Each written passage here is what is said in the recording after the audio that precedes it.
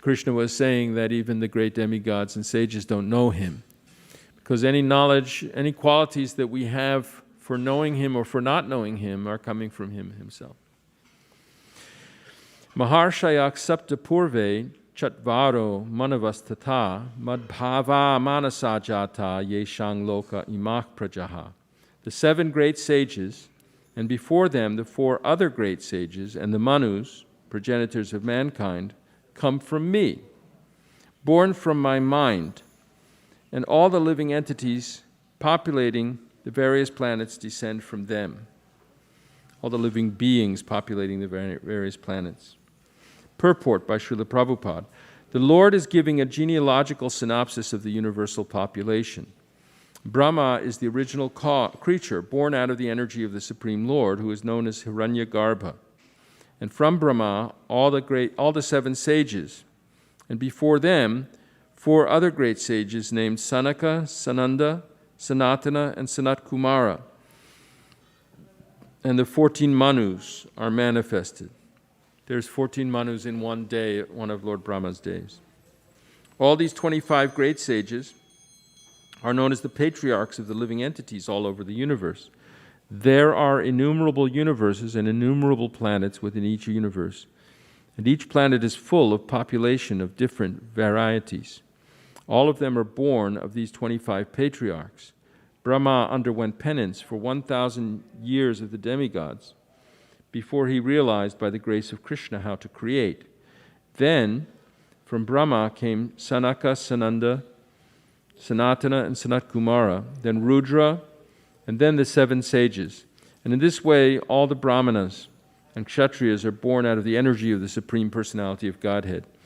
Brahma is known as Pitamaha, the grandfather, and Krishna is known as Prapitamaha, the father of the grandfather. That is stated in the 11th chapter of the Bhagavad-gita. Text 7. So we're celebrating Krishna's appearance, but we shouldn't think of him that he just was born at some time. We should understand his tattva, that he's actually the source of everything. He's the unborn, sarva karana karanam, the cause of all causes. 7. Etang vibhuting yogangcha mama yoveti tattvataha so vikalpena yogena yujyate natra sangshayaha. One who is factually convinced of this opulence and mystic power of mine engages in unalloyed devotional service. Of this there is no doubt. Purport. The highest summit of spiritual perfection is knowledge of the Supreme Personality of Godhead.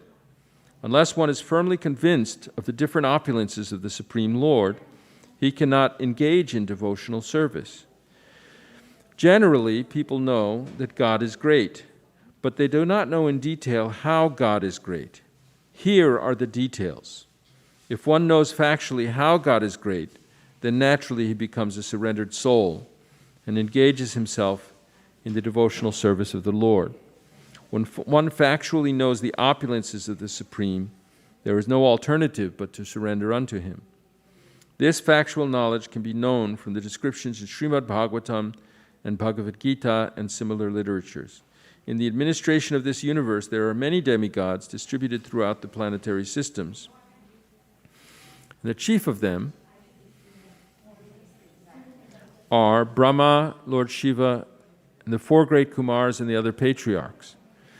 There are many great forefathers of the population of the universe, and all of them are born of the Supreme Lord Krishna. The Supreme Personality of Godhead, Krishna, is the original forefather of all forefathers. These are some of the opulences of the Supreme Lord, and when one is firmly convinced of them, he accepts Krishna with great faith and without any doubt, and he engages in devotional service. All this particular knowledge is required in order to increase one's interest in the loving devotional service of the Lord. One should not neglect to understand fully how great Krishna is, for by knowing the greatness of Krishna, one will be able to be fixed in sincere devotional service.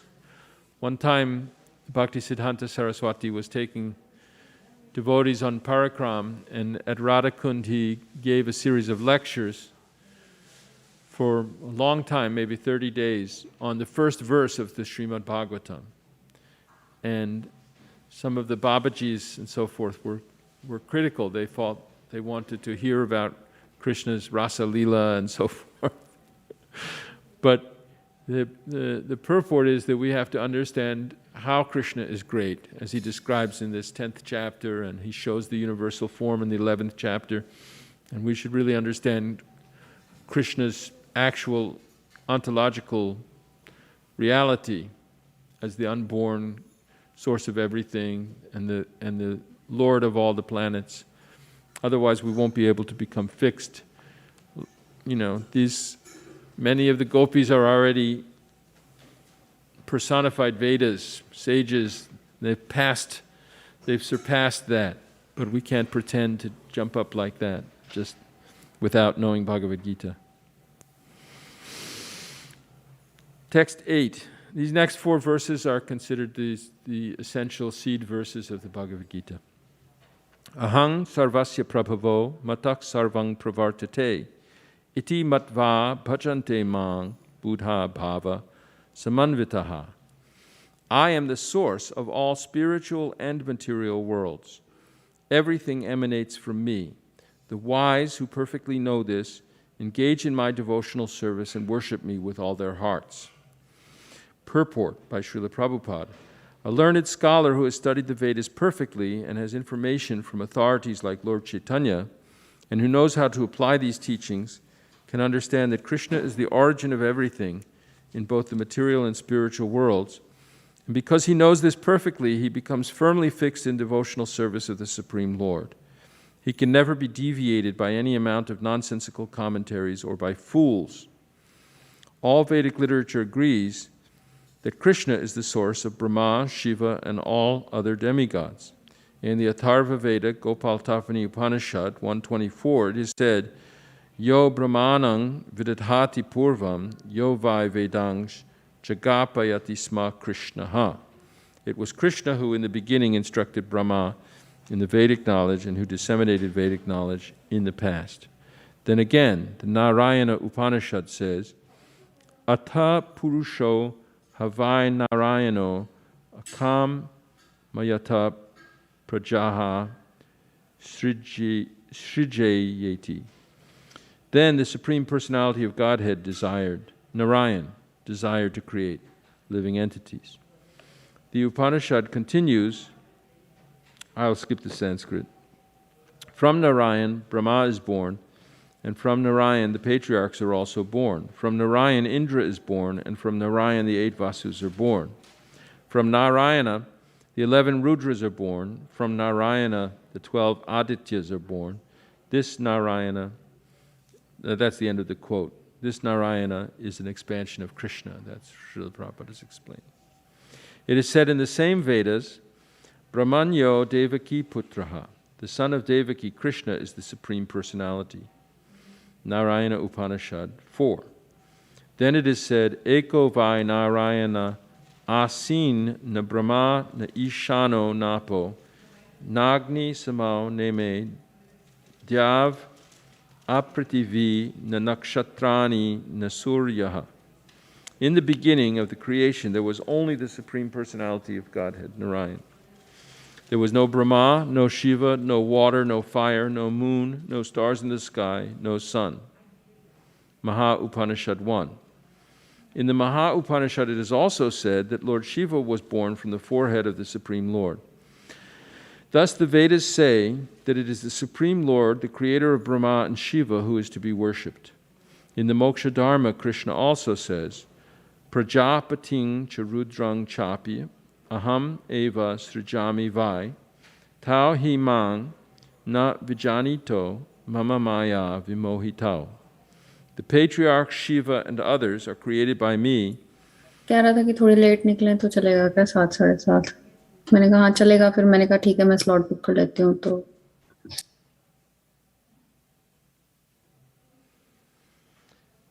Although they do not know that they are created by me because they are deluded by my illusory energy.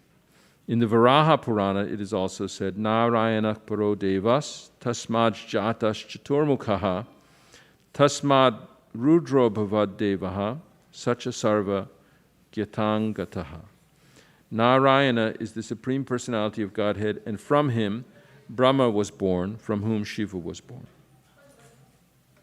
Lord Krishna is the source of all generations, and he is called the most efficient cause of everything. He says, because everything is born of me, I am the original source of all. Everything is under me. No one is above me. There is no supreme controller other than Krishna. One who understands Krishna in such a way from a bona fide spiritual master, with references from the Vedic literature, engages all his energy in Krishna consciousness and becomes a truly learned man. In comparison to him, all others who do not know Krishna properly are but fools. Only a fool would consider Krishna to be an ordinary man. A Krishna-conscious person should not be bewildered by fools. He should avoid all unauthorized commentaries and interpretations on Bhagavad-gita and proceed in Krishna consciousness with determination and firmness. So elsewhere in Bhagavad-gita, Krishna is explaining how one should receive Bhagavad-gita.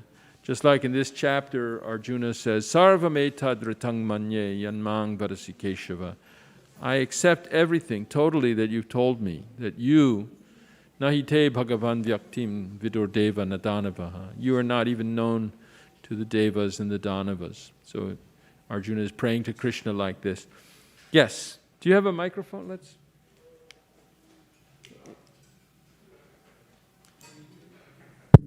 Here.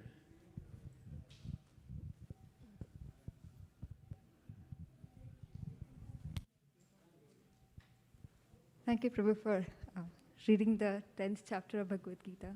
My question is not exactly related to that chapter, but because Prabhupada was quoting different Upanishads. So there's one question which always comes to my mind is why is there any specific reason that Prabhupada translated only Sri Isha Upanishad and not other Upanishads? Well, it's not that he only translated Sri Isha Upanishad because that's the only one that he liked or something like that. It was an important one. He wants, in his purports in Bhagavad-gita also, he refers often to Upanishads because he wants people to understand that this is actually the original Vedic religion, that Lord Chaitanya is teaching this bhakti. You know, the mundane scholars say, oh, there was this Vedic Brahminical period, and then there was a Buddhist period, and then there was this period of Puranic Hinduism, and it was different. But actually, Srila Prabhupada explained it, that in Kali Yuga, people became very materialistic and atheistic. So then the Lord appeared in an avatar where he said, okay, don't worry about the Vedas, worry about sub-religious principles and enlightenment, and taught in an unorthodox way, in a heterodox or Gnostica way, principles that will help everyone. And because they accepted this enlightened philosopher as worshipable, they are actually worshiping Krishna anyway. But then, because people still had this atheistic mentality, then some incarnations appeared that interpreted the Upanishads, which are difficult to understand. They're meant for advanced brahmanas to understand them, and they interpret them with an emphasis on the impersonalist understanding. In Srimad Bhagavatam, in the chapter called The Prayers by the Vedas Personified, we see that actually the Vedas are glorifying the personality of Godhead, and the Upanishads are glorifying the personality of Godhead. But they do it, Lord Chaitanya said, in an indirect way a lot, because they're focusing on attracting the intelligence of those who are inclined towards, intelligent people are inclined often towards speculation until they become devotees and just accept what they hear the way Arjuna accepted. So they need to understand in detail, and with doubting, that's also a sign of intelligence. So Srila Prabhupada wants us to know that this is not just some, bhakti movement, medieval movement that arose created by some new group. Yes, it's true that in the bhakti movement of the medieval period, or so-called medieval period of history, so many people began to use vernacular languages rather than Sanskrit, and to distribute bhakti to the common people rather than just keep religion cooped up among the Brahmin class who would teach others rituals and things. But this is the actual purport of the Upanishads. And I was always afraid, because I became a devotee before I studied the Upanishads, and I was afraid that if I start reading the Upanishads, I'll become bewildered because they'll probably teach something different. But when I was in college and I started reading the Upanishads, I could understand them because I already had the access to the right understanding. And this is what Lord Chaitanya, when he met with Sarvabhauma Bhattacharya, he sat for 7 days and nights with just listening, not saying a word, because Sarvabhauma Bhattacharya was still thinking that he was a famous scholar and leader of these philosophers. I'm going to bring Lord Chaitanya up to a higher understanding of philosophy, so he's not just a devotee, but he's also a great philosopher. So Lord Chaitanya sat and listened for all this time until finally Sarvabhauma became frustrated and said, "You don't say anything. How do I know if you're understanding what I'm saying?" And Lord Chaitanya said, "Well, I understand the scriptures very well. They're perfectly clear to me, but your explanations of them are just covering their real meanings, their straightforward meanings." Again, Lord Chaitanya explained that to the sannyasis in Benares, and they accepted. He was able to explain that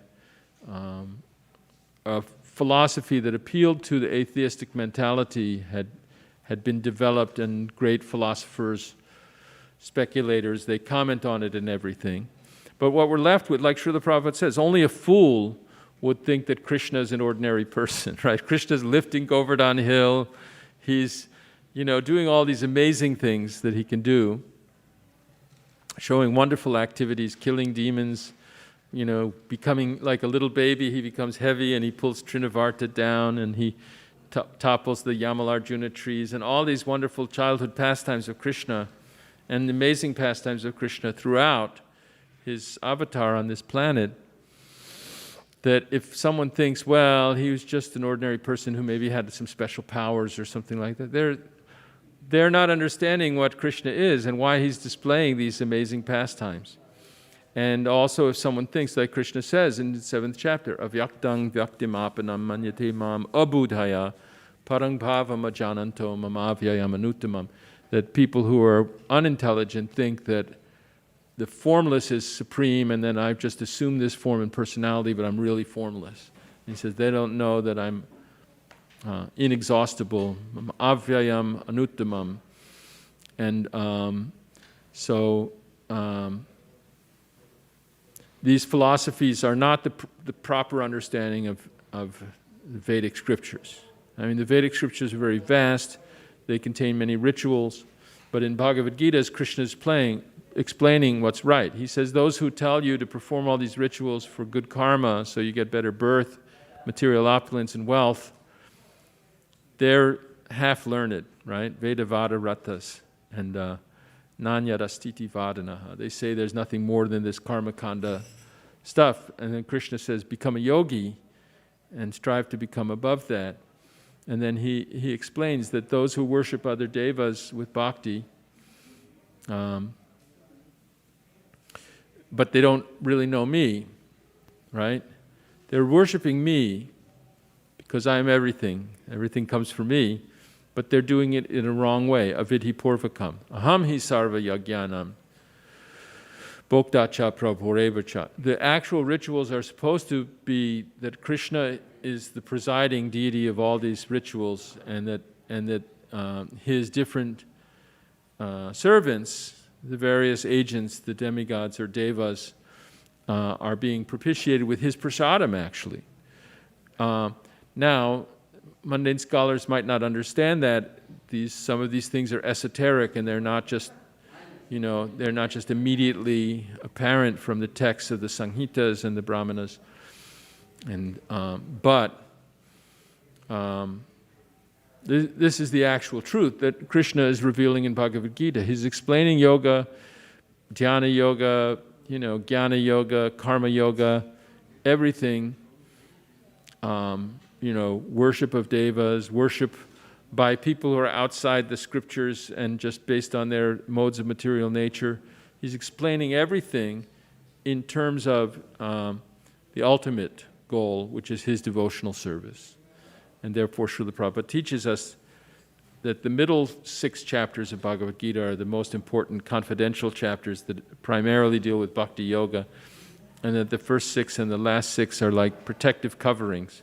Of course, it's all wonderful, but I think so. He's made certain to give quotations from Vedanta Sutra and Upanishads throughout his purport to Bhagavad-gita to establish that this is not just some fanciful, sentimental cult of people who like to listen to the Leelas, but that this is actually the truth of the Vedic scriptures, that the Vedas themselves sing personalist hymns and explain the difference between personalism and impersonalism as taught in chapter 87, I think, of the 10th canto, one of those chapters. So, okay. So this, Srila Prabhupada has given us this beautiful purport, and he concludes that only a fool would consider Krishna an ordinary person.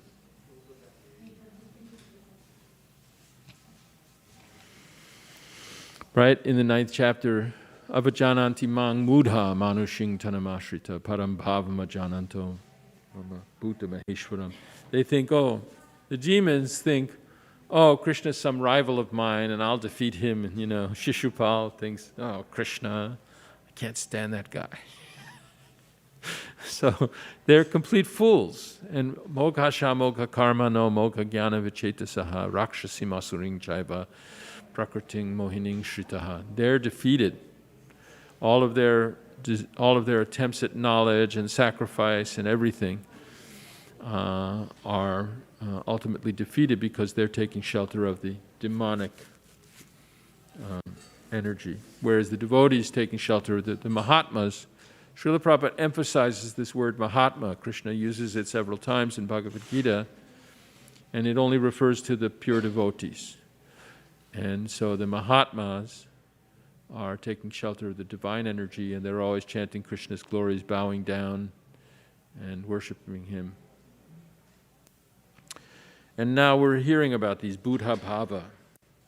Buddha, these intelligent persons who Bhava Samanvitaha, with great attention, bhajante, become devoted, mam, to me. The thoughts of my pure devotees dwell in me. This is text 9. Machchita madgata prana bodhayantak parasparam katayantascha mang nityang tushyanti cha ramanti cha. The thoughts of my pure devotees dwell in me. Their lives are fully devoted to my service, and they derive great satisfaction and bliss from always enlightening one another and conversing about me. So this is again echoing in the previous chapter Krishna's description of the Mahatmas and how they behave. Purport. Pure devotees whose characteristics are mentioned here engage themselves fully in the transcendental loving service of the Lord. Their minds cannot be diverted from the lotus feet of Krishna. Their talks are solely on the transcendental subjects. The symptoms of the pure devotees are described in this verse specifically. Devotees of the Supreme Lord are 24 hours daily engaged in glorifying the qualities and pastimes of the Supreme Lord. Their hearts and souls are constantly submerged in Krishna, and they take pleasure in discussing him with other devotees. In the preliminary stage of devotional service, they relish the transcendental pleasure from the service itself, and in the mature stage, they are actually situated in love of God. So, in the preliminary stage, we take pleasure in our devotional service to Krishna himself, doing the arati, doing the cooking for him. In the mature stage, we're going to be situated in love of God when we can, once situated in that transcendental position, Prabhupada continues, they can relish the highest perfection, which is exhibited by the Lord in his own abode. Lord Chaitanya likens transcendental devotional service to the sowing of a seed in the heart of the living entity. There are innumerable living entities traveling throughout different planets of the universe, and out of them there are a few who are fortunate enough to meet a pure devotee and get the chance to understand devotional service. This devotional service is just like a seed, and if it is sown in the heart of a living entity, and he goes on hearing and chanting, Hare Krishna, Krishna Krishna, Hare Hare, Hare Rama, Rama Rama, Hare Hare. That seed fructifies, just as the seed of a tree fructifies with regular watering. The spiritual plant of devotional service gradually grows and grows until it penetrates the covering of the material universe and enters into the Brahma-jyoti effulgence in the spiritual sky. In the spiritual sky, that plant grows more and more until it reaches the highest planet, which is called Goloka Vrindavana, the supreme planet of Krishna. Ultimately, the plant takes shelter under the lotus feet of Krishna and rests there. Gradually, as the plant grows, fruits and flowers, that plant of devotional service also produces fruits, and the watering process in the form of chanting and hearing goes on. This plant of devotional service is fully described in the Chaitanya Charitamrita Madhya Lila, chapter 19, the Lord's instructions to Rupa Goswami. It is explained there that when the complete plant takes shelter under the lotus feet of the Supreme Lord, one becomes fully absorbed in love of God. Then he cannot live even for a moment without being in contact with the Supreme Lord, just as a fish cannot live without water.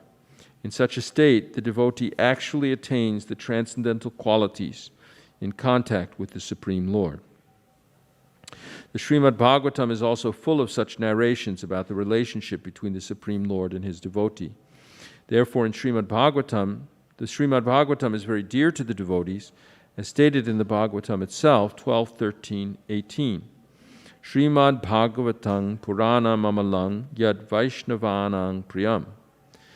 In this narration, there is nothing about material activities, economic development, sense gratification, or liberation. Srimad Bhagavatam is the only narration in which the transcendental nature of the Supreme Lord and his devotee is fully described. Thus, the realized souls in Krishna consciousness take continual pleasure in hearing such transcendental literatures, just as a young boy and girl take pleasure in association. Text 10. Teshang satata yuktanam bhajatang priti purvakam dadami buddhi yogang tang yena mam upayanti te. To those who are constantly devoted to serving me with love, I give the understanding by which they can come to me. Purport. In this verse, the word buddhi yogam is very significant. We may remember that in the second chapter, the Lord, instructing Arjuna, said that he had spoken to him of many things and that he would instruct him in the way of buddhi yoga. Now buddhi yoga is explained. Buddhi yoga itself is action in Krishna consciousness. That is the highest intelligence. Buddhi means intelligence, and yoga means mystic activities or mystic elevation.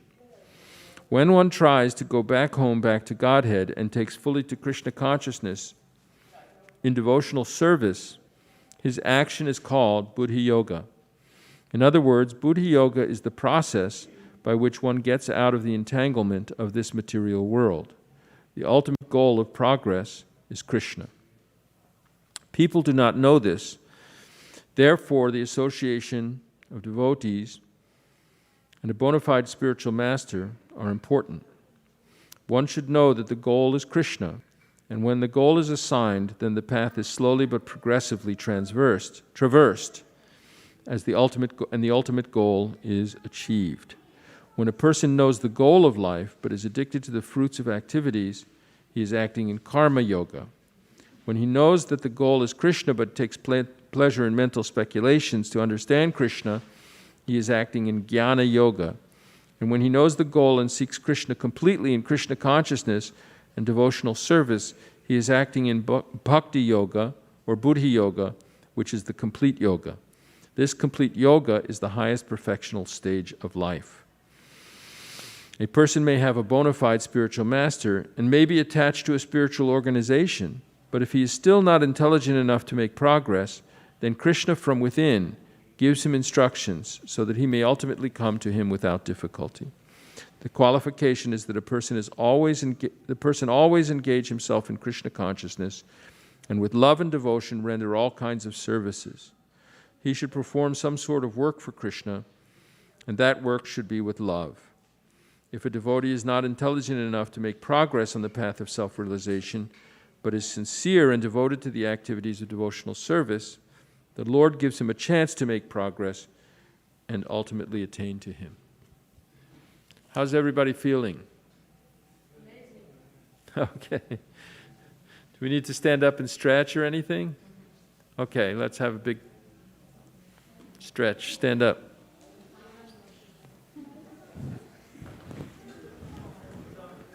Hare Krishna, Krishna Krishna, Hare Hare, Hare Rama, Rama Rama, Hare Hare. Shri Krishna Janmashtami ki jai. Can we have some reflections, comments? Pass the microphone around, what we read so far.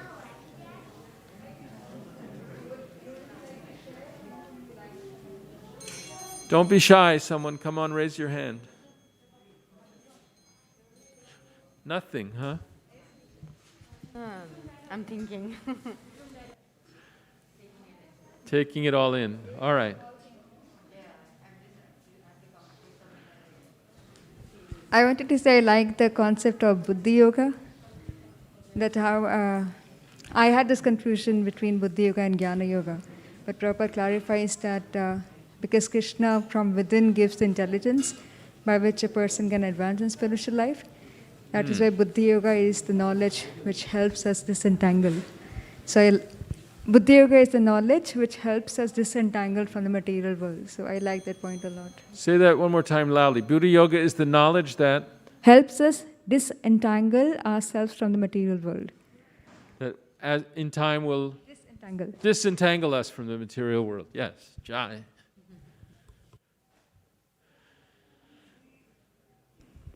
Thank you, Prabhuji. That was, although you were reading out, I think you were inserting, a level of passion and deep understanding that came across to me. So I just wanted to say thank you and that I really appreciate that.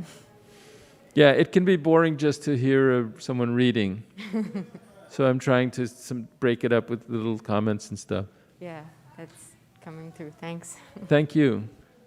And I think I also like the comparison of one's bhakti with like a tree, like a creeper, which keeps growing up, and finally it catches hold of Krishna's feet.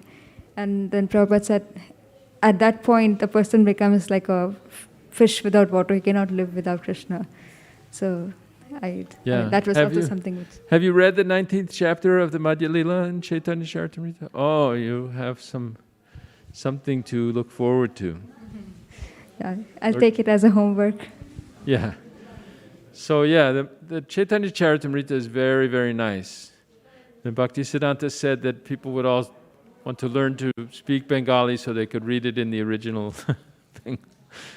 And Prabhupada read it on the ship when he came over on the Jaladuta. He wrote in his diary that the nectarine of life was that he was reading this Chaitanya Charitamrita. In the 19th chapter, Lord Chaitanya is instructing Rupa Goswami. He's, sort of deputed Rupa Goswami to create the Sri Chaitanya Mano Abhishtam Stapitang Yena Bhutale. His mind's desire of Lord Chaitanya was established on the earth by Rupa Goswami. And he tells him this thing. And it's a creeper, not a tree, because it takes shelter. A creeper has to take shelter somewhere. It takes shelter at Krishna's lotus feet in Goloka Vrindavan. But my question also was that many times with respect to even every living entity, we say the point that our condition in the material world is like fish without water. So even if we don't realize, we still like the fish. So that was something. One time Kalakanta Prabhu made a slideshow. It's a long time ago. And it was very funny, but it's good that devotee preachers can be creative. He made this slideshow, a story about some fish who decided that he wanted to come and enjoy on the land. Have you ever seen that? Oh, you've seen it. Okay. Yeah, so a devotee in pure love of Krishna can't live without Krishna like a fish can't live without water. Yeah. All right. Let's go on to the last of the 4 verses, of the seed verses, which continues on with in the same vein. Teshang evanukampartham aham agyanajang tamaha nashyam yatma bhavastho jnanadipena bhasvata. To show them special mercy, I, dwelling in their hearts, destroy with the shining lamp of knowledge the darkness born of ignorance. Purport. When Lord Chaitanya was in Benares promulgating the chanting of the Hare Krishna, Krishna Krishna, Hare Hare, Hare Rama, Rama Rama, Hare Hare, thousands of people were following him. Prakashananda Saraswati, a very influential and learned scholar in Benares at the time, derided Lord Chaitanya for being a sentimentalist. Sometimes Mayavadi philosophers criticize the devotees because they think that most of the devotees are in the darkness of ignorance and are philosophically naive sentimentalists. Actually, that is not the fact. There are very, very learned scholars who have put forward the philosophy of devotion. But even if a devotee does not take advantage of their literature or of his spiritual master, if he is sincere in his devotional service, he is helped by Krishna himself within the heart. So the sincere devotee engaged in Krishna consciousness cannot be without knowledge. The only qualification is that one carry out devotional service in full Krishna consciousness. The Mayavadi philosophers think that without discriminating, one cannot have pure knowledge. For them, this answer is given by the Supreme Lord. Those who are engaged in pure devotional service, even though they may be without sufficient education and even without sufficient knowledge of the Vedic principles, are still helped by the Supreme God, as stated in this verse. This goes back to your question about why does Srila Prabhupada quote these Upanishads, that there are people out there who take the bhakti movement to be something cheap or something for the lower classes. It's the easy path. Sometimes they say it's the easy path. In one lecture, Srila Prabhupada says, all right, it's the easy path, so why take up any hard path? It's easy and it works, that's better. But then he says, actually, it's not so easy that you might think if you really try to do it right. You still have to conquer your senses. You still have to become a perfect yogi to really do it right.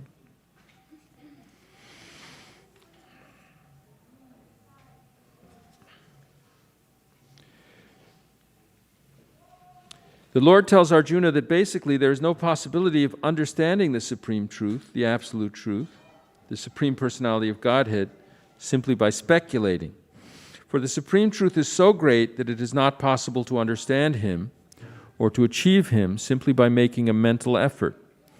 Man can go on speculating for several millions of years, and if he is not devoted, if he is not a lover of the supreme truth, he will never understand Krishna or the supreme truth. Only by devotional service is the supreme truth, Krishna, pleased. By his inconceivable energy, he can reveal himself to the heart of the pure devotee. The pure devotee always has Krishna within his heart. And with the presence of Krishna, who is just like the sun, the darkness of ignorance is at once dissipated. This is the special mercy rendered to the pure devotee by Krishna. Due to the contamination of material association, through many, many millions of births, one's heart is always covered with the dust of materialism. But when one engages in devotional service and constantly chants Hare Krishna, the dust quickly clears and one is elevated to the platform of pure knowledge. The ultimate goal, Vishnu, can be attained only by this chant and by devotional service and not by mental speculation or argument. The pure devotee does not have to worry about the material necessities of life. He need not be anxious because when he removes the darkness from his heart Everything is provided automatically by the Supreme Lord, who is pleased by the loving devotional service of the devotee. This is the essence of the teachings of Bhagavad-gita. By studying Bhagavad-gita, one can become a soul completely surrendered to the Supreme Lord and engage himself in pure devotional service. As the Lord takes charge, one becomes completely free from all kinds of materialistic endeavors. Krishna consciousness ki jai. Now, Arjuna gets to make some prayers. Does anyone, am I supposed to stop at some time or? Okay. Arjuna uvacha, parang brahma, parang dhamma, pavitrang, paramang bhavan, purushang, shashvatang, divyam, adidevam, ajang vibhum, ahus twang rishayach sarve, devarshir naradas tata, asito devalo vyasa, swayam chaiva bravishime. Arjuna said, "You are the Supreme Personality of Godhead, the ultimate abode, the purest, the absolute truth. You are the eternal, transcendental, original person, the unborn, the greatest. All the great sages such as Narada, Asita, Devala, and Vyas confirm this truth about you, and now you yourself are declaring it to me."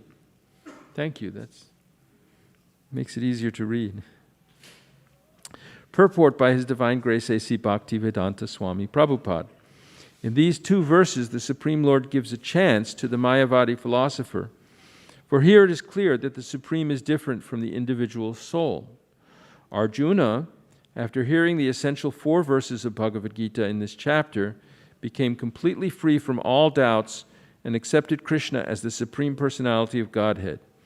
He at once boldly declares, "You are Param Brahma, the Supreme Personality of Godhead."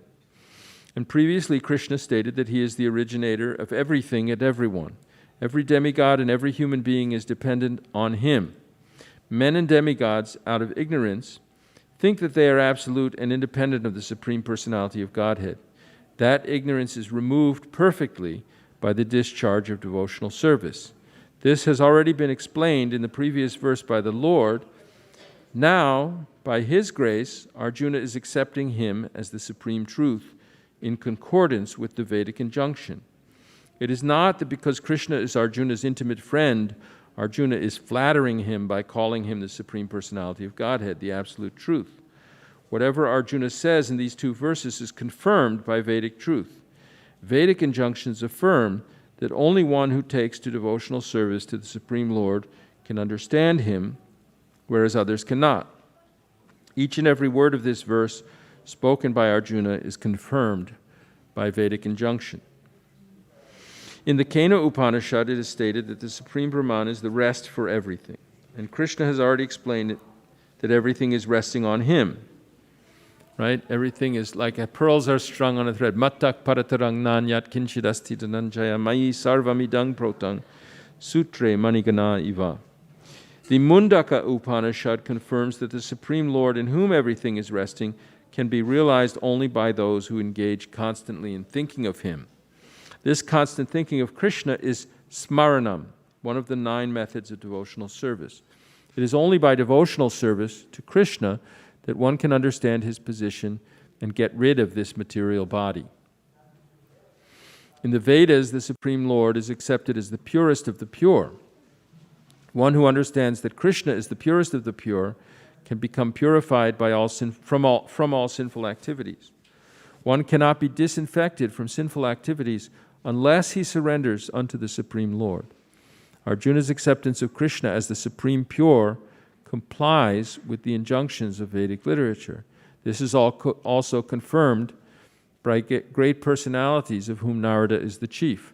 So not only is Srila Prabhupada citing the Vedas and the authorities, Arjuna is also for everyone's benefit. He's saying Asita, Devala, Vyas, Narada Muni, they're all declaring Krishna is supreme. And then Krishna is also declaring. So this is kind of an inflection point. You know, in the Bhagavad-gita, originally Arjuna was confused. He didn't know what his duty was, whether he should stop the fight or not. By Krishna's Yoga Maya, he was covered for the purpose of explaining these things. But at this point, Arjuna is declaring that now I'm in full knowledge. He's no longer bewildered about how Krishna is actually the Supreme. Krishna is the Supreme Personality of Godhead, and one should always meditate upon Him and enjoy one's transcendental relationship with Him. He is the Supreme Existence. He is free from bodily needs, birth and death. Not only does Arjuna confirm this, but all the Vedic literatures, the Puranas, and histories. In all Vedic literatures, Krishna is thus described, and the Supreme Lord Himself also says in the 4th chapter, "Although I am unborn, I appear on this earth to establish religious principles." He is the supreme origin. He has no cause, for He is the cause of all causes, and everything is emanating from Him. This perfect knowledge can be had by the grace of the Supreme Lord. Here Arjuna expresses himself through the grace of Krishna. If we want to understand Bhagavad-gita, we should accept the statements in these 2 verses. This is called the parampara system, acceptance of the disciplic succession. Unless one is in the disciplic succession, he cannot understand Bhagavad-gita. It is not possible by so-called academic education. Unfortunately, those proud of their academic education, despite so much evidence in Vedic literatures, stick to their obstinate conviction that Krishna is an ordinary person. It's actually a little bit mysterious or surprising. One would think that an intelligent person ought to be able to just hear this and become convinced. But it doesn't really work that way. They have to have some bhakti sukriti or they don't get it, no matter how brilliant they are at other subjects and things. Arjuna continues, Sarvametad ritang manye yanmang vadasi keshava, nahite bhagavan vyakting vidur deva nadanavaha. O Krishna, I totally accept as truth all that you have told me. Neither the demigods nor the demons, O Lord, can understand your personality.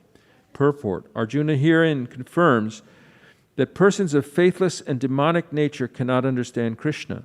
He is not known even by the demigods, so what to speak of the so-called scholars of this modern world?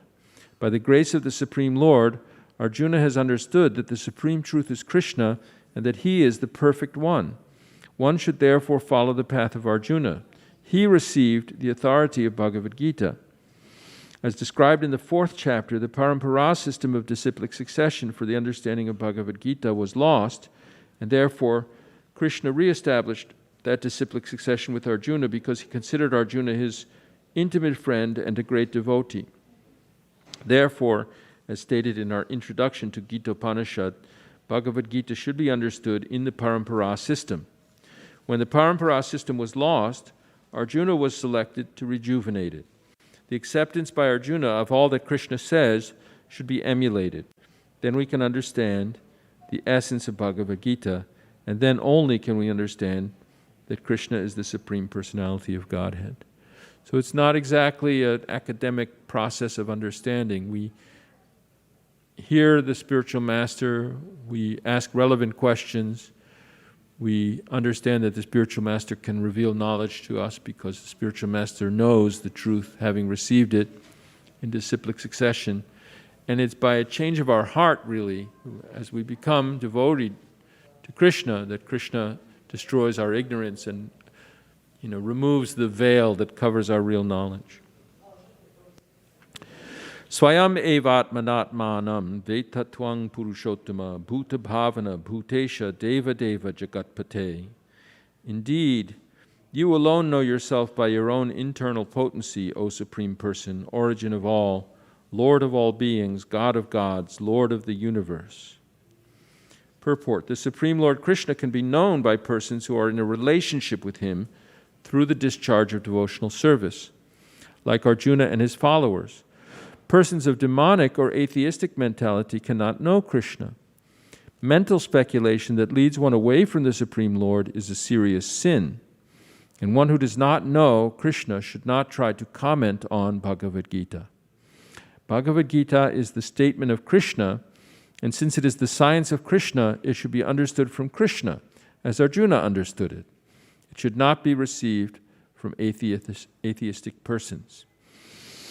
As stated in Srimad Bhagavatam 1-11, Vadanti tat tattva vidas tattvam yaj jnanam advayam. Everybody chant. Brahmeti paramatmeti bhagavaniti shabdyate. The supreme truth is realized in three aspects: as impersonal Brahman, localized Paramatma, and at last the Supreme Personality of Godhead. So at the last stage of understanding the absolute truth, one comes to the Supreme Personality of Godhead. A common man or even a liberated man who has realized impersonal Brahman or localized Paramatma may not understand God's personality.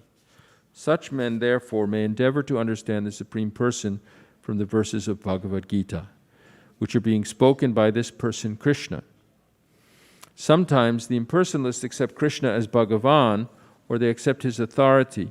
Yet many liberated persons cannot understand Krishna as Purushottama, the Supreme Person. Therefore, Arjuna addresses him as Purushottama. Yet one still may not understand that Krishna is the father of all living entities.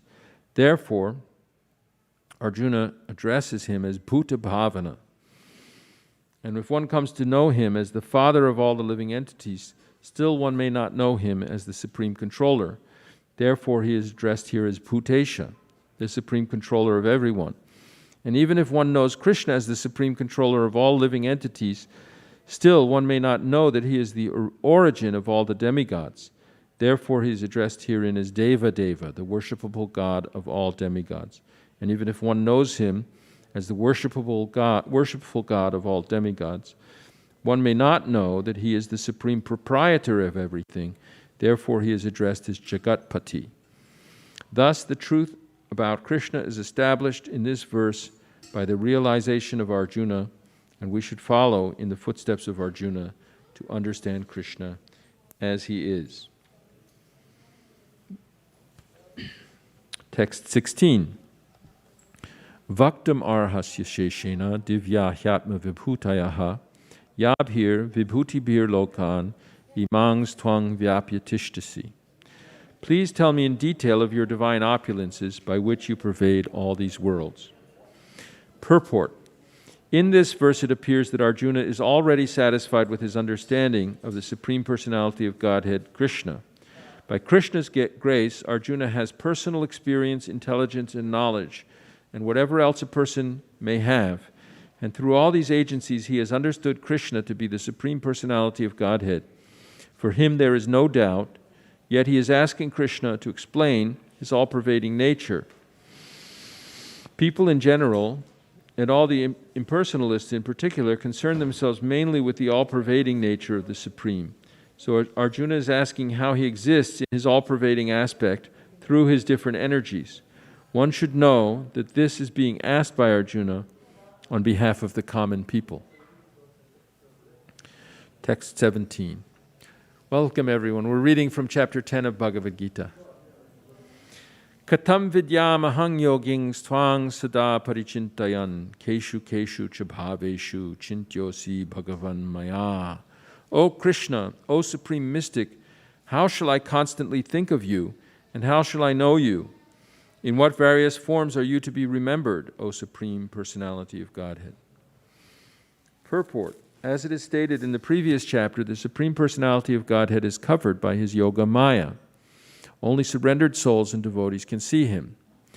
Now Arjuna is convinced that his friend, Krishna, is the Supreme Personality of Godhead, but he wants to know the general process by which the all-pervading Lord can be understood by the common man. Common men, including the demons and atheists, cannot know Krishna because he is guarded by his Yoga Maya energy. Again, these questions are asked by Arjuna for their benefit. The superior devotee is concerned not only for his own understanding, but for the understanding of all mankind. So Arjuna, out of his mercy, because he is a Vaishnava, a devotee, is opening for the common man the understanding of the all-pervasiveness of the Supreme Lord.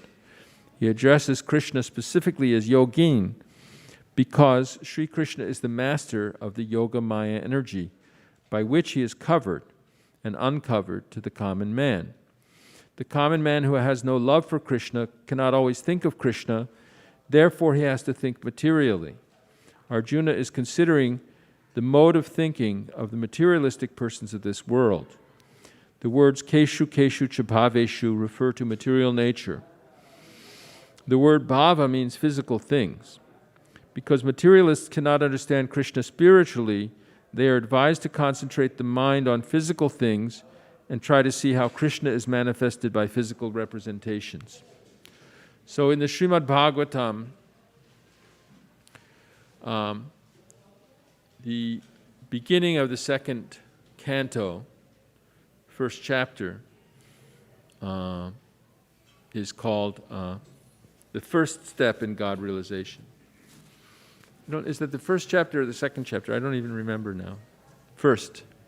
The first step in God realization. Of course, initially there's some discussion, because this is where the discussion between King Parikshit and Shukadev Goswami begins. The first canto has led up, with Sutta Goswami has narrated how this amazing conversation has come about. The king has been cursed by, the emperor of the world has been cursed to die in 7 days. And after the first canto, then we hear about this discussion between Shukadev Goswami and Parikshit Maharaj. Parikshit Maharaj is just asked, at the end, to describe what the duty of a person is, especially someone who's about to die. And he also asks him to, because he's King Parikshit Maharaj, he's always looking for Krishna. So he asked him to describe the activities of Krishna, who is so dear to his family. Remember, he had seen Krishna in the womb when Krishna saved him from the Brahmastra thrown by Ashwatthama. So there's initially some discussion about the importance of understanding Krishna, the congratulations of these questions and so forth. But then he starts describing how it's recommended in the beginning for materialistic people to meditate on the universe as a form of Krishna. In the 11th chapter, in the next chapter, Krishna will display a universal form to Arjuna, but universal forms are seen differently at different times. They're not the eternal forms of Krishna, but they're helpful for the common person to understand, because we believe in what we can see and taste and touch. We believe in the reality of the world around us. And it may be hard for us to concentrate our mind on the transcendental qualities of Krishna. So the first step is a helpful step to make someone more of a personalist, to think, well, the universe is a giant person. Sometimes the new agey people today say, well, the universe is really trying to tell me something, or the universe wants me to do this or that or whatever. They have a slight conception that the universe, which they tend to think of as a combination of molecules and matter and energy and so forth, actually is a personality that can be interested in them and the affairs of their lives. So Arjuna is asking of Krishna to explain how he appears in this material universe, and we'll see that Krishna takes Arjuna throughout the whole entire universe, the Adityas and the Jyotis and the Maruts and the everything, and explains how he is represented in every aspect of the universe. Arjuna goes on, Vistarein atmano yogang vibhuting cha janardana bhuya kataya triptirhi shrinvato nasti meamritam. O Janardana, please again describe in detail the mystic power of your opulences. I am never satiated in hearing about you, for the more I hear about you, the more I want to taste the nectar of your words. Purport, a similar statement was made to Sutta Goswami by the rishis of Naimisharanya, headed by Shonaka. The statement is, Vayang tu navitripyama utama shloka vikrame yachrin vatang rasagyanam svadu svadu pade pade. One can never be satiated even though one continually hears the transcendental pastimes of Krishna, who is glorified by excellent prayers. Those who have entered into a transcendental relationship with Krishna relish at every step the descriptions of the pastimes of the Lord. Srimad Bhagavatam 1:1-19. Thus, Arjuna is interested in hearing about Lord Krishna, and specifically how he remains as the all-pervading Supreme Lord.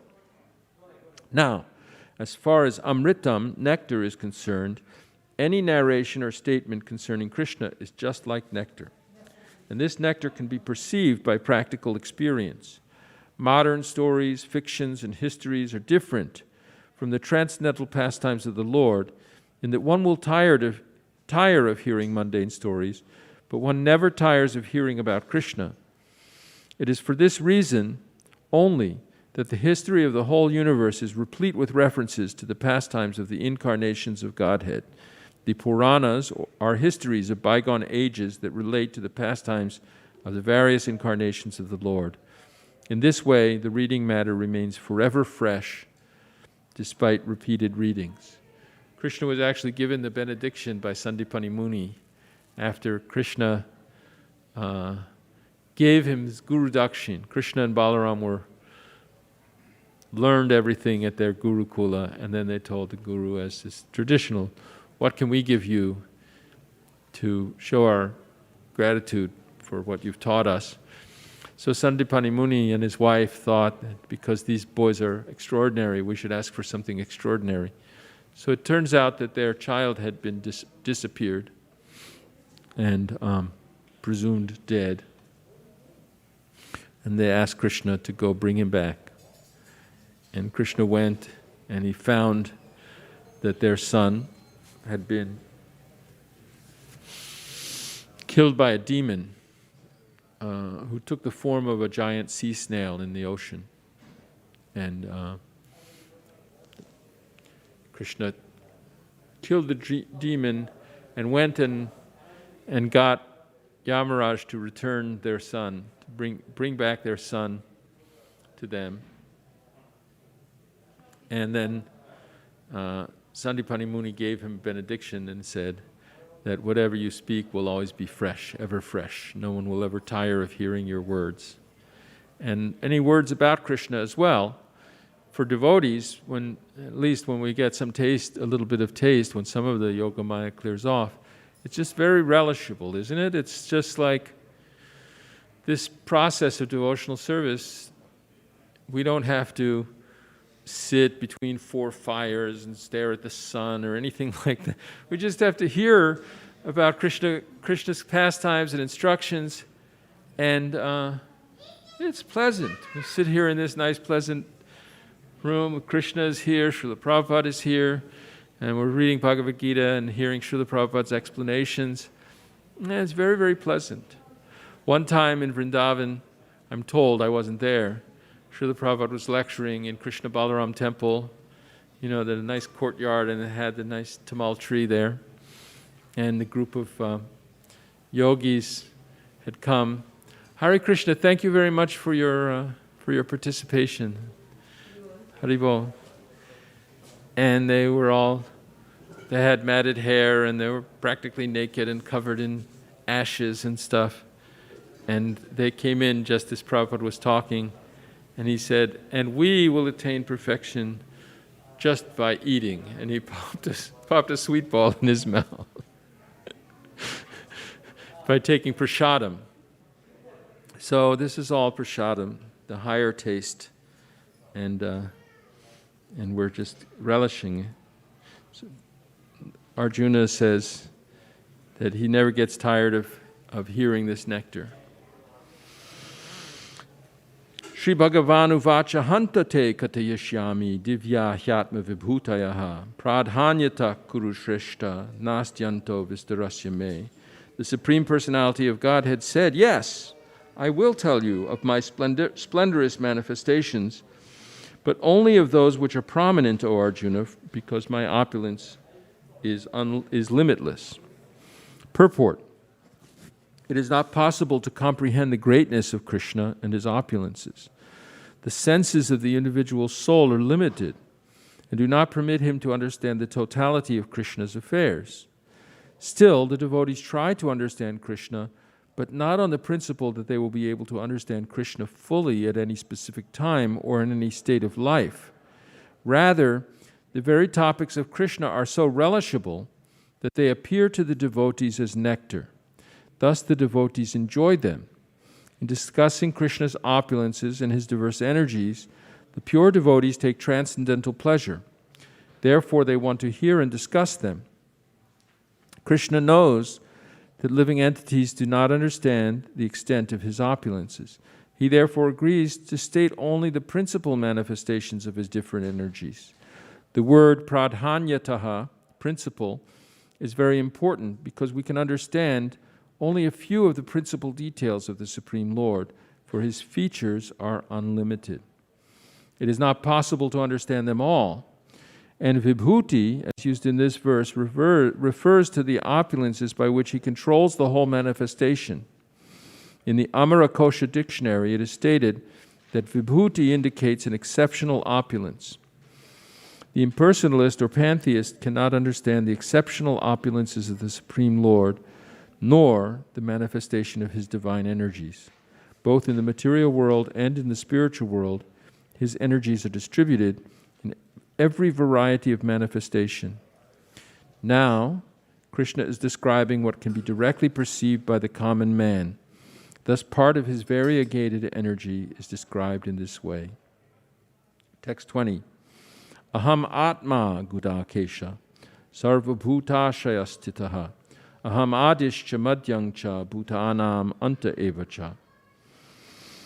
I am the Supersoul, O Arjuna, seated in the hearts of all living entities. I am the beginning, the middle, and the end of all beings. Purport: in this verse, Arjuna is addressed as Gudakesha, which means one who has conquered the darkness of sleep. For those who are sleeping in the darkness of ignorance, it is not possible to understand how the Supreme Personality of Godhead manifests himself in various ways in the material and spiritual worlds. Thus, this address by Krishna to Arjuna is significant. Because Arjuna is above such darkness, the personality of Godhead agrees to describe his various opulences. Krishna first informs Arjuna that he is the soul of the entire cosmic manifestation by dint of his primary expansion.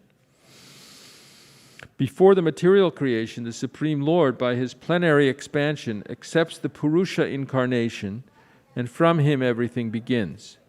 Therefore, he is Atma, the soul of the Mahat Tattva. So he's describing what we know as the Mahavishnu, or Karanadakshayi Vishnu, who lies in the causal ocean. That is the ocean of material energy. The universal elements. The total material energy is not the cause of the creation. Actually, Mahavishnu enters into the Mahat Tattva, the total material energy. He is the soul.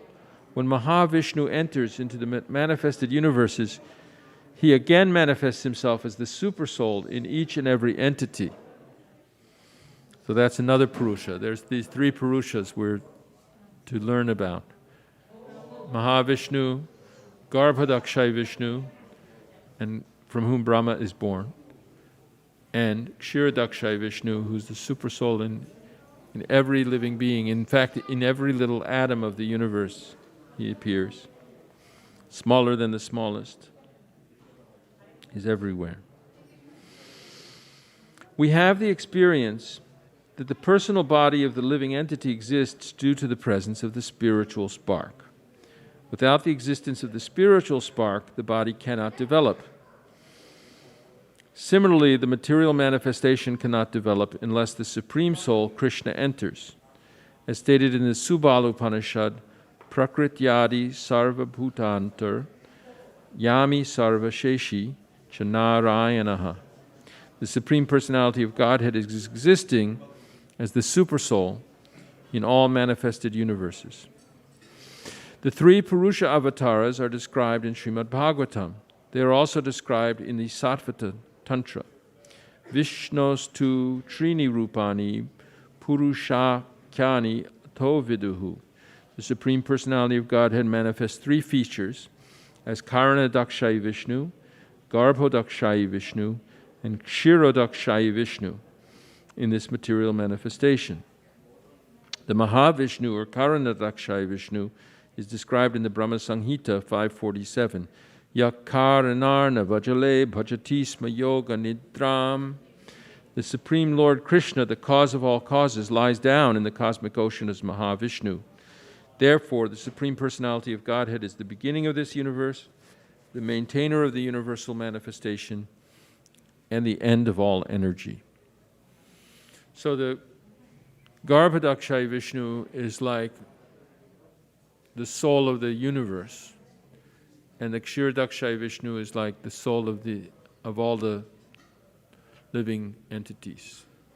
He's everywhere, but he's like this. He's arranging, permitting, as described in the 13th chapter, that he's the overseer and permitter, the Supersoul.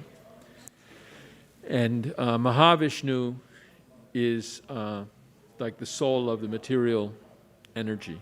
So then he creates universes when he breathes, as he is absorbed in mystic sleep. Universes come from the pores of his skin as he exhales, and then they enter back into him as he inhales. And then within each universe he appears, and then from the pores of his skin in those universes he fills up the universes halfway with this spiritual water, and he lies down on the bed of Anantasesha. And then finally, from his navel Brahma is born, who creates the whole universe. And then finally, he resides in a planet, a transcendental planet within the material covering of the material universe, which is the North Star, Dhruvaloka. And that same Lord who's residing there in that planet is in everyone's heart. So he's the soul of the soul, the Paramatma, the oversoul, who's the soul of everyone, and yet he's the same person. And that same person who appears as these three Purushas in connection with the creation and maintenance of this material universe, Hare Krishna, is actually Krishna. He expands himself first as Lord Balaram, and then there's his various expansions with various specific qualities and activities that they perform, both in the spiritual world and then when we get to these Purusha avatars, they're connected with this material manifestation, which is created by Krishna for the sake of the living entities who are averse to his devotional service. He's giving them an opportunity to remain in ignorance or to elevate themselves. So it all makes sense. Hare Krishna.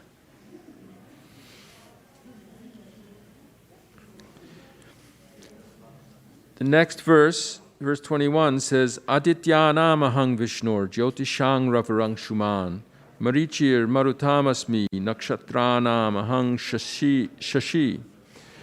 Of the Adityas I am Vishnu, of lights I am the radiant sun, of the Maruts I am Marichi, and among the stars I am the moon.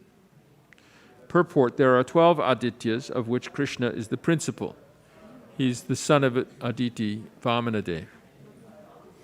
Among all the luminaries shining in the sky, the sun is the chief, and in the Brahma Samhita, the sun is accepted as the glowing eye of the Supreme Lord. There are 50 varieties of wind blowing in space, and of these winds, the controlling deity, Marichi, represents Krishna. Among the stars, the moon is the most prominent at night, and thus the moon represents Krishna.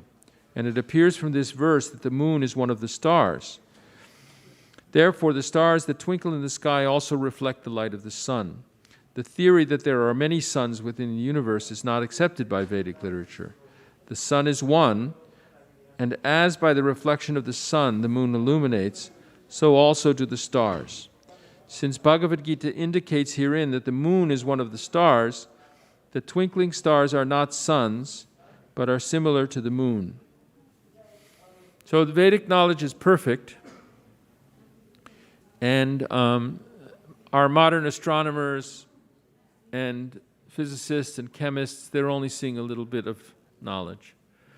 And the actual Vedic knowledge will, if they come to their senses someday as they study more and more and they learn and to solve different problems that they still face within their science, they'll understand these teachings about how the universe works.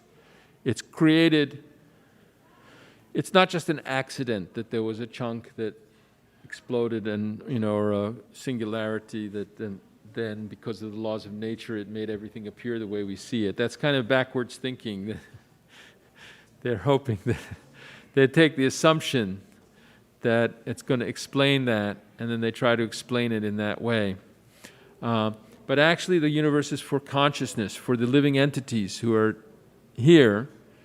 And so consciousness is primary, and most of the living entities exist in the spiritual world, and they're all pure devotees of Krishna. But the material creation expands itself as another realm of Krishna where people who aren't devotees of Krishna may come. As well as devotees may stay here and help others and do devotional service here if they have some service to do here. Because Krishna is appearing here. He's creating it. He's speaking to Arjuna. He's coming from time to time to display his glorious pastimes and to reestablish principles of religion. And in this universe, there are different states of consciousness. Because of our association with different modes of nature, we have different material states of consciousness, and then we acquire a different group of senses based around our mind, which our material mind is also a material element, and that's been tinted in such a way by its association with the different modes of action that material nature itself has. And then therefore there are different planets and different types of beings, and there are celestial beings, and there are beings that dwell in the lower parts of the universe where the sunlight isn't perceived. And there are winds that carry the planets around in space. And these are unknown to those who study the world around them only by empirical knowledge and empirical science. Now, we don't disparage such science, and it can be useful to support technology and so forth, but it's not ultimate knowledge. It doesn't explain even the basic things that we should be concerned with. Why are we suffering? Why are we here? Why do we have to die? Those are the basic problems of human life that our science can no longer explain. But it has certain satisfaction that, we can learn things about how matter is interacting with one another, how matter is interacting with one another. But they can't teach us anything. They've deracinated our intellectual history. We've deracinated from our knowledge of the world, knowledge about karma, knowledge about why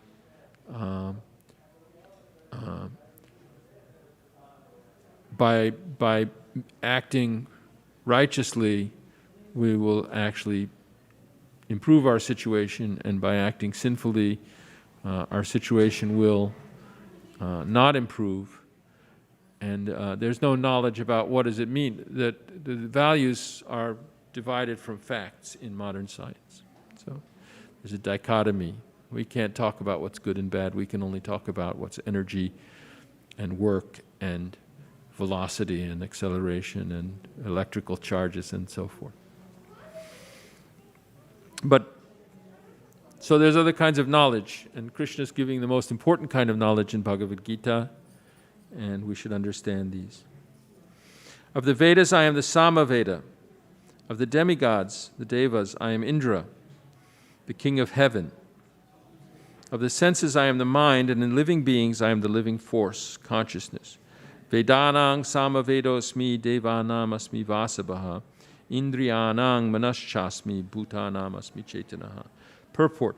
The difference between matter and spirit is that matter has no consciousness like the living entity. Therefore, this consciousness is supreme and eternal. Consciousness cannot be produced by a combination of matter. So in our Western philosophy, matter is described as what we can perceive. It's described as things that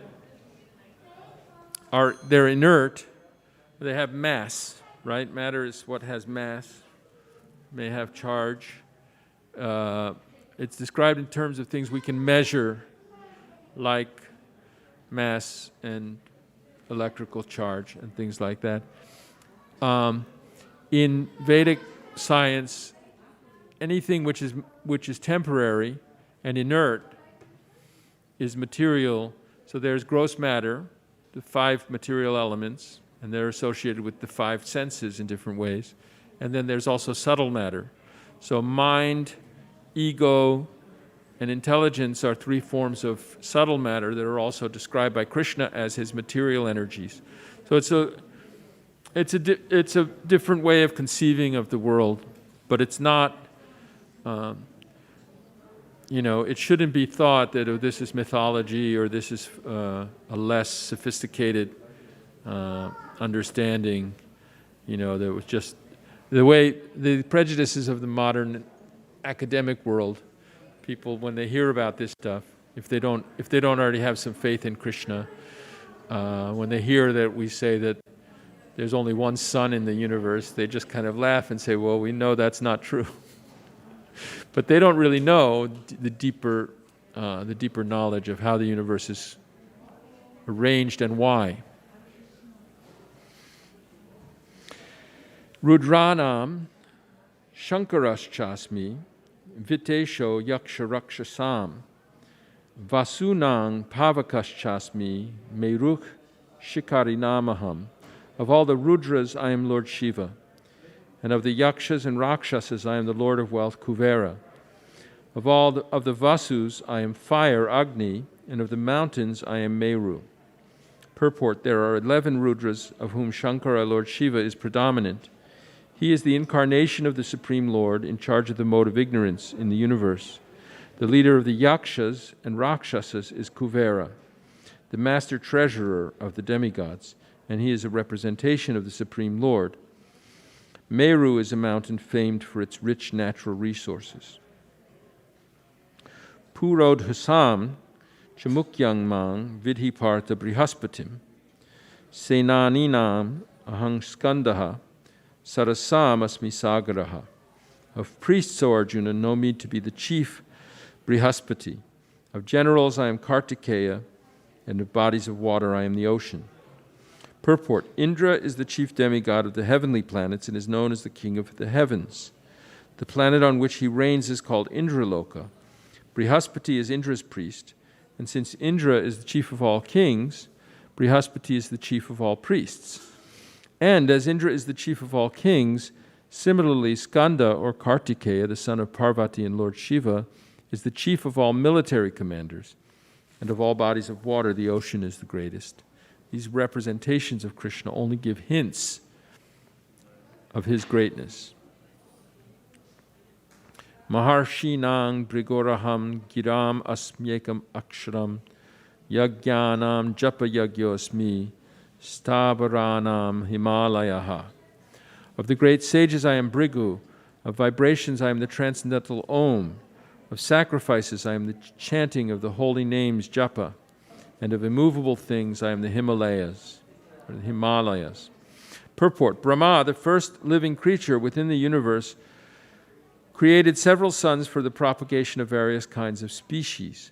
Among these sons, Brigu is the most powerful sage. Of all the transcendental vibrations, Omkara represents Krishna.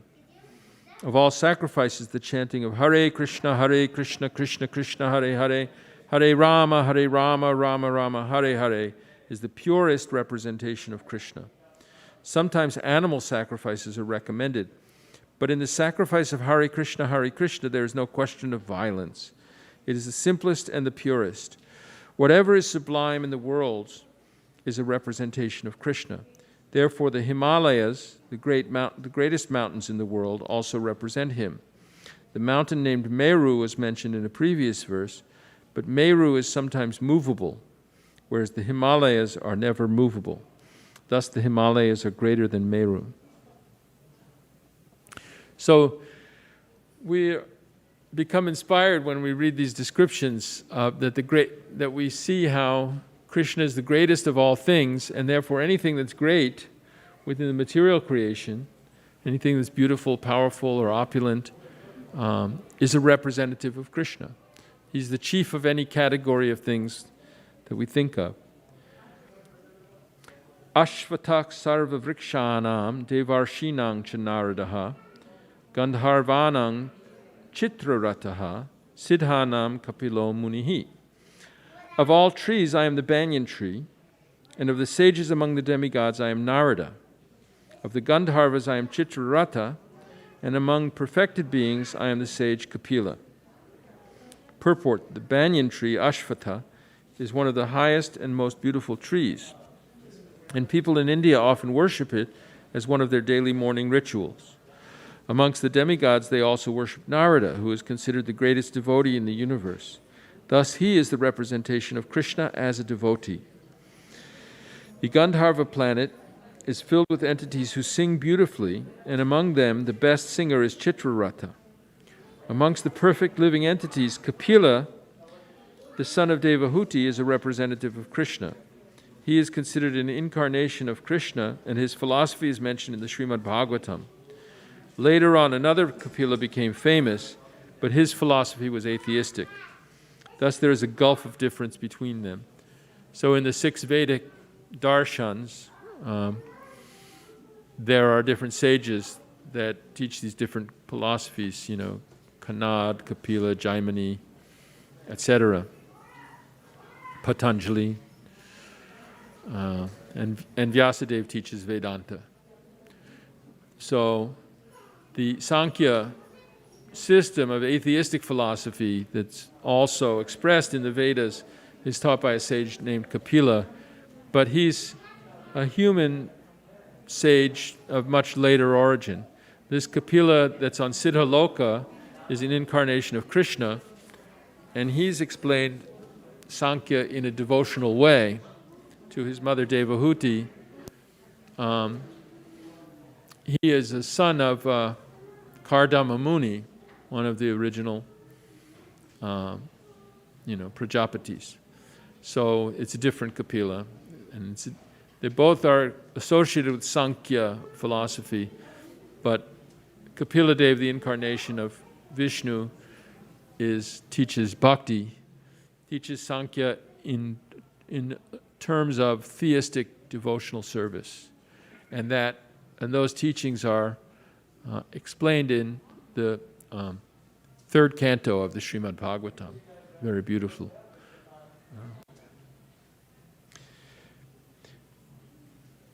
Uchaikshavasam ashvanam vidhimam amritodbhavam airavatang gajendranam naranang cha naratipam.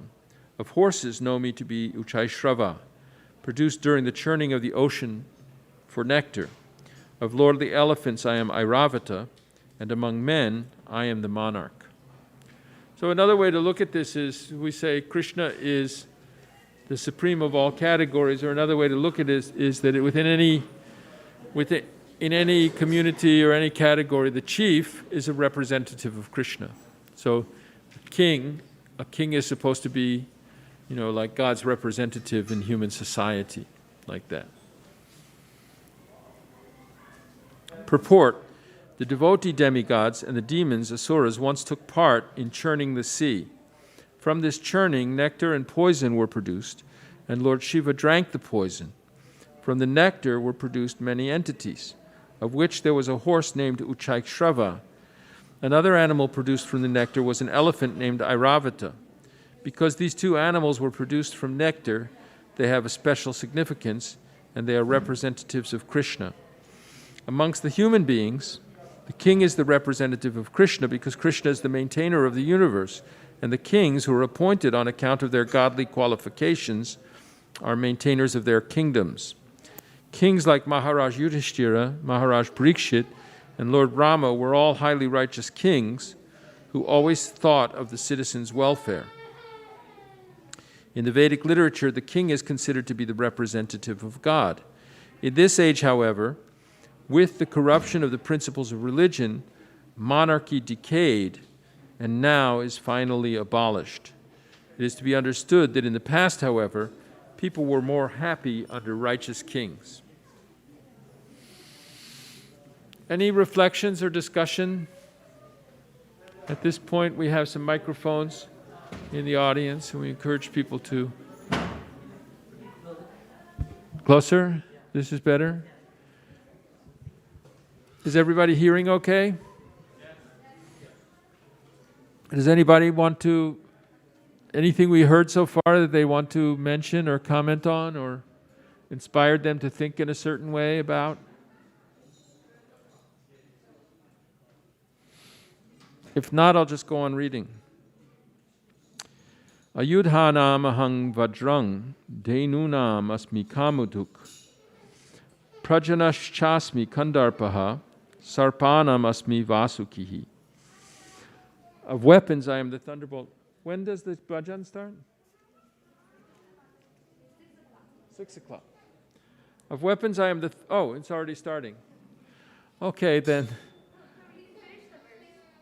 Okay, let me finish this verse in purport.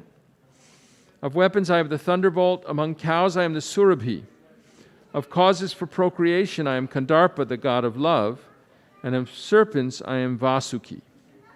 Purport: the thunderbolt, indeed a mighty weapon, represents Krishna's power. In Krishnaloka, in the spiritual sky, there are cows which can be milked at any time and give as much milk as one likes. Of course, such cows do not exist in this material world, but there is mention of them in Krishnaloka. The Lord keeps many such cows, which are called surabhi. It is stated that the Lord is engaged in herding the surabhi cows, surabhirabhipalayantam. Kandarpa is the sex desire for presenting good sons. Therefore, Kandarpa is the representative of Krishna. Sometimes sex is engaged in only for sense gratification. Such sex does not represent Krishna, but sex for generation of good children is called Kandarpa and represents Krishna. Hare Krishna. So we'll stop there. This is verse 28, and the chapter is complete in 42 verses. Hare Krishna. All glories to Srila Prabhupada.